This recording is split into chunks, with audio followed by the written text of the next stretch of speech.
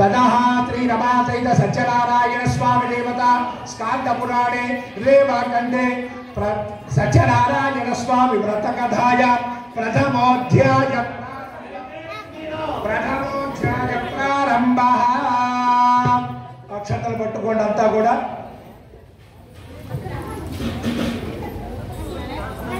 स्वामी वारी व्रत कथलु 1 गंట అయింది కరెక్ట్ గా సుమారు ఒక 40 నిమిషాల లోపు కార్యక్రమం పూర్తవుతుంది. ఇప్పటి వరకు మనం చేసింది పూజ ఇది ఒక ఎత్తు. ఇప్పుడు నుంచి మనం వినాల్సింది ఒక ఎత్తు. ఈ 5 కథల్లోనే వ్రత విశిష్ట సారాంశం మొత్తం ఉంది. చెవులు రిక్కించి వినండి. పక్క వాళ్ళతో మాట్లాడొద్దు, ఊసులు చెప్పుకోవద్దు. ఇటువంటి అప్పుడు గుర్తొస్తాయి. ఆఫీసులో ఏమంటున్నారు, ఇంట్లో పిల్లలు ఏం చేస్తున్నారు, తిన్నారో తినలేదు, సహజ ధర్మాలు కాదంటానికి లేదు.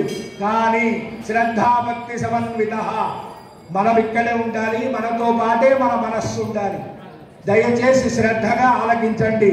శ్రీమాన్ దిట్టకవి సత్యనారాయణాచార్యులు గారు మా నాన్నగారు మొదటి అధ్యాయాన్ని ప్రారంభం చేస్తూ ఉన్నారు. జై శ్రీమన్నారాయణ. शुक्लांबरधरं विष्णुं शशिवर्णं चतुर्भुजं प्रसन्नवदनं ध्यायेत् सर्वविघ्नोपशान्तये यस्यद्विरलवक्त्राद्या पारिषद्या परस्त्यदं विघ्नं निघ्नन्ति सतं विष्पक्षेणं नमास्त्रये ज्ञानानन्दमयं देवं निर्मलस्फटिकाकृतिम् आधारं सर्वविद्यानां हयग्रीवमुपास्महे. जय बोलो अन्नवर वीर वेंकट सत्यनारायण भगवान की. सत्यनारायण स्वामी व्रत कथा प्रथमोध्यायम्. एकदा नैमिषारण्ये ऋषयश्यवनगादयः प्रत्युरागतं सर्वे सूतं पौराणिकं खलु. ఒకనొక సమయంలో అనేకమైన అరణ్యాలు ఉన్నాయిట. ఆ అరణ్యాలన్నింటిలో కూడా చాలా సుప్రసిద్ధమైనది నైమిషారణ్యం. ఆ నైమిషారణ్యంలో అనేక మంది ఋష్యాదులు ఉన్నారు. వారిలో సమస్త శాస్త్రాలు తెలిసిన మహానుభావుడు ఉన్నాడు. ఆయన్ని సూత మహాముని అంటారు. వారికి అనేక మంది శిష్యులు ఉన్నారు. వారిని శౌనకాది మహర్షులు అంటారు. వారంతా కూడా ఒకనొక సమయంలో ఒక తీరక తీరి, అయ్యా సూత మహానుభావ, ఏ వ్రతం చేస్తే ఏ తపస్సు చేస్తే కోరిన కోరిక నెరవేరుతుందో దాన్ని సవిస్తరంగా మాకు తెలియపరచవలసింది అని అడిగారు. చాలా మంచి ప్రశ్న అడిగారు. అయ్యా, పూర్వకాలంలో నారద మహామునికి విష్ణుమూర్తి చెప్పినటువంటి సత్యనారాయణ స్వామి వ్రత కథ విశేషమంది దాన్ని చెబుతున్నాను, ఆలకించండి అని ఈ విధంగా చెబుతున్నాడు. ఏకదా నారదో యోగి పరానుగ్రహకాంక్ష త్రివిధాన్ వివిధాన్ లోకాన్ మధ్యలోకముపాగత. బ్రహ్మ మానస పుత్రుడు నారద మహాముని స్వర్గ మధ్య పాతాళ లోకాలన్నీ కూడా తిరుగుతూ ఉన్నాడు. మహతి అనే వీణ తీసుకొని నారాయణ శబ్దం ఉచ్చరిస్తూ ఏ లోకాల్లో ఎవరు ఏ విధంగా ఉన్నారా అని చూస్తున్నాడు. ఏ లోకాలు స్వర్గమధ్య పాతాళ లోకాలంటే భూలోక, భువర్లోక, శవర్లోక, భరలోక, జనోలోక, తపోలోక, సత్యలోకాలు పైన ఉన్నాయిట. అతల, వితల, శృతల, తలాతల, రసాతల, మహాతల, పాతాళాది 7 లోకాలు కింద ఉన్నాయి. మధ్యలో మధ్యలోకం, మానవులున్న లోకమంది. ఈ నారద మహాముని గమనిస్తున్నాడు. అన్ని లోకాలలో కూడా అంత అష్టైశ్వర్యాలతో ఉంటే ఈ మానవులు అష్టకష్టాలు పడుతున్నారు. ఏమిటి ఈ విధంగా ఏమిటి వీళ్ళు పడే బాధ? బీపీలు, షుగర్లు, బ్లడ్ ప్రెషర్లు, హార్ట్ అటాకులు ఇటువంటి బాధలు పడుతూ ఉన్నారు. చూసి ఏమిటి మానవుడికి దుస్థితి అని చెప్పేసి మొత్తం 84 లక్షల జీవరాశులు బ్రహ్మ మొదలు చీమ మొదలు బ్రహ్మ వరకు కూడా అంతా కూడా ఆరోగ్యంగా ఉండి మానవుడికి పట్టిన దుస్థితి ఏమిటి అని నారదుడికి పెట్టింది. అయినా నాకెందుకు ఈ వేళ బాధల గురించి, ఇన్నాడు కదా మహానుభావుడు అని చెప్పి సరాసరి వైకుంఠానికి వెళ్తాడు. ఎవరు? నారద మహాముని.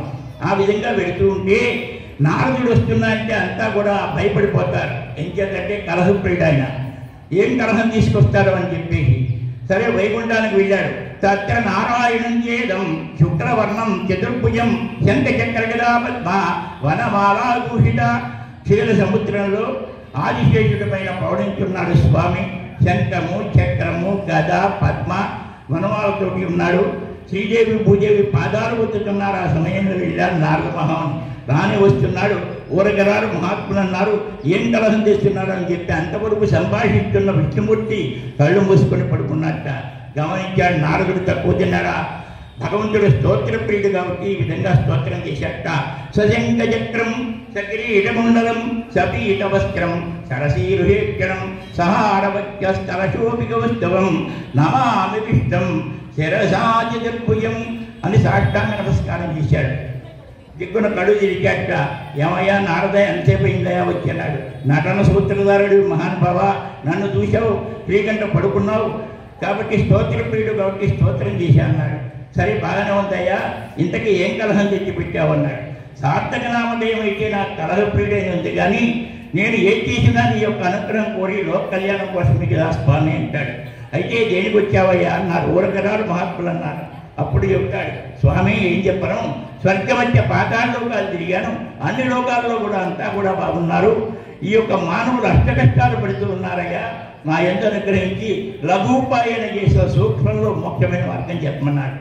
అప్పుడు అంటాడు విష్ణుమూర్తి, ఏమయ్యా నారద, మానవులు చాలా తెలివి గలవాళ్ళయ్యా, ఏదైనా కష్టం వచ్చిందంటే సరాసరి తిరుపతి దాకా వచ్చి ఆ ఉండిలో 1,00,000 రూపాయలు ఇచ్చాను ముప్పుతారు.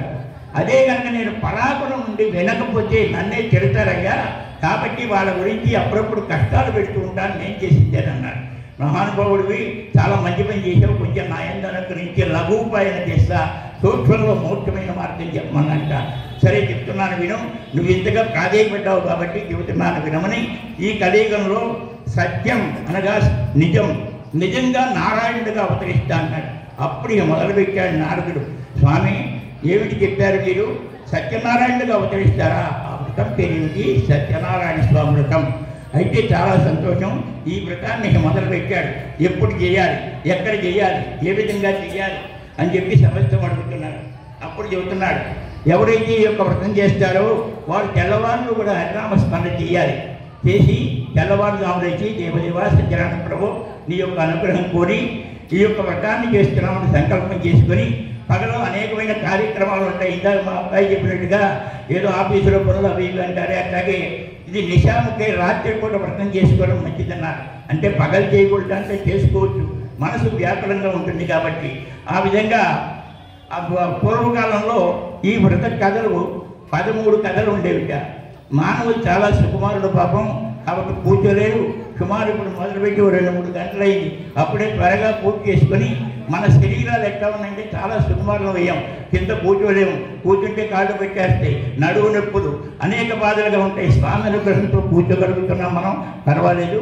అట్లాగే ఈ యొక్క వ్రతాన్ని ఎవరైతే చేస్తారో వాళ్ళు చక్కగా ఆవు పేడతో అలికేవాడు. ఇప్పుడు స్వామి మనకన్నీ కూడా సుఖాలు ఇచ్చేసాడు. టైల్స్ మార్పులు వచ్చాయి, దానిపైన పేడ పెట్టి అలిగితే ఎట్లా ఉంటుందండి, అటువంటి పేడ ముట్టుకునే పని లేకుండా చేశాడు.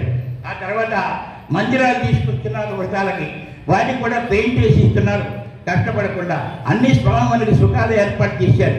ఆ విధంగా అయితే ఈ యొక్క వ్రతాన్ని ఇంట్లో ఈశాన్యంలో కానీ, దేవాలయంలో కానీ, ఎక్కడైనా నది ఒడ్డున కానీ, ఎక్కడైనా మారేడు వృక్షం కానీ సర్వకాల సర్వావస్థలు తీసుకువస్తున్నారు. ఈ వ్రతాన్ని ఎప్పుడెప్పుడు చేయాలి? ఏకాదశ్యాం పౌర్ణమాయాం రవి సంప్రణేయుగా కార్తీక మాసం తిరుగు ఏకాదశి, చక్కగా ఆంజనేయ స్వామి ప్రీతైన రోజు, జయవారం మంగళవారం, ఇటువంటి శుభ సమయంలో చాలా ఆనందంగా సామూహికంగా సమిష్టిగా చక్కగా జరుపుకున్న ఈ వ్రతానికి సత్యదేవుడు ఆయురారోగ్య భోగభాగ్యాలు కలుగజేస్తాడు అని చెప్పేసి, ఆ తర్వాత ఈ యొక్క స్వామివారి అధిదేవతలు, ప్రత్యేక దేవతలు, ఆదిత్య నవగ్రహ దేవతలు అన్నీ కూడా ఇందాక మనం చేసినట్టుగా అక్కడ ఆవాహన చేసుకోవాలి. అట్లాగే మనం ఏదైనా శుభకార్యం చేశామంటే మన బంధువులందరినీ విడిస్తాం. దైవం మానుష రూపేణ, ఏ మనిషి రూపంలో ఏ దైవం వస్తాడో చెప్పలేము. అంచేత ఇంత సమూహంగా ఇంతమంది జనంతో ఈ కార్తీక మాసంలో హరిహర క్షేత్రంలో అత్యంత వైభవపేతంగా జరుగుతున్న ఈ వ్రతానికి అంతా కూడా స్వామి కటాక్షపాత్రులు అవుతారు. అట్లాగే ఈ వ్రతాన్ని ఎప్పుడెప్పుడు చేయాలో చెప్పారు. ఆ తర్వాత వ్రతానికి కావలసిన పరికరాలు ఏమిటన్నారు? పసుపు, కుంకుమ, అగరత్తులు, కర్పూరం, చవనపాకులు, పాలు, పెరుగు, తేనె, నెయ్యి, పంచదార కావలసిన పరికరాలన్నీ కూడా చెప్పారు. ఆ తర్వాత ఇంకా ఈ యొక్క స్వామి ఇంకేమిటన్నాడు, ఏమక్కర్లేదయ్యా అక్కడ పెట్టారు చూడండి, అంత బంగారం కలిసి పెట్టమన్నాడు. తాళ్ళే ఊరుకో స్వామి, అది సామాన్యం, అంత బంగారం కలిసి అంటే వాళ్ళు అసలే అష్టదరిద్రాలు బాధపడుతుంటే నేను వ్రతం ఎవరు చేయాలన్నాడు. ఏమయ్యా నువ్వే చెబుతున్నావు ఈ విధంగా అంటే, అవును స్వామి బంగారం చాలా రేటు ఉంది కదా, అయితే ఏం చేయాలన్నాడు. పోనీ వెండి కలశం పెట్టబోయా అన్నారు. వెండి కూడా చాలా రేటు పెరిగిపోతుంది అన్నారు. ఆ తర్వాత రాగి ఇత్తడి ఏదైనా కలశం పెట్టవచ్చు, లోహాలు కూడా పెరిగిపోతాయి అన్నాడు. లఘుపాయన చేస్తాయి. ఎక్కడ స్వామి బంగారపు కలశం కోరాడు, లాస్ట్కి ఎక్కడికి తీసుకొచ్చారంటే మృణ్మయ పాత్ర మట్టి ముంతైనా పెట్టుకోవచ్చయ్యా అన్నాడు. అయితే ఇక్కడ ఒకటి గ్రహించాలి, శక్తి గలవాడు మట్టి ముంత పెట్టడం తప్పు, శక్తి గలవాడు ఆ యొక్క విధానాన్ని బట్టి చేసుకోవచ్చు అని ఉద్దేశంగా ఆయనకి బంగారపు కలశం కావాలా. అట్లాగే ఈ యొక్క ప్రసాదం ఏమి ఇష్టమన్నారు. రంపావరం కృతం చేయడం గోధుమస్యజోర్ణకం, గోధుమ చేరుబాబు ప్రసాదం తగ్గకుండా నైవేద్యం పెట్టాలయ్యా.